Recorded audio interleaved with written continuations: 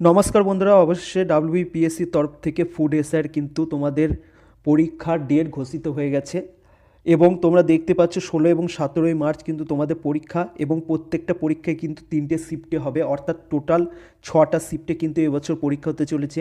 ইতিহাসে প্রথমবার এই বছর পরীক্ষা হবে এবং তোমাদের কিন্তু পরীক্ষা কিন্তু একটু কঠিনই হতে চলেছে, কারণ তোমরা জানো এতদিন ফুড এসআইয়ের পরীক্ষা একটাই হয়েছে এবং একটা পেপারেই হয়েছে।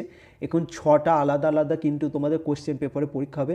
সেক্ষেত্রে কিন্তু তোমাদের কোশ্চেনের মান কিন্তু মডারেট টু হাই থাকবে। এতদিন ইজি টু মডারেটের মধ্যেই কিন্তু ডাব্লিউবিপিএসসির তরফ থেকে যে ফুড এসআইয়ের কোশ্চেন হতো সেই কোশ্চেনগুলো হতো, কিন্তু বর্তমানে যে ফুড এসআইয়ের পরীক্ষা তোমরা দিতে চলেছে সেটার কিন্তু কোশ্চেন যথেষ্ট টাফই থাকবে।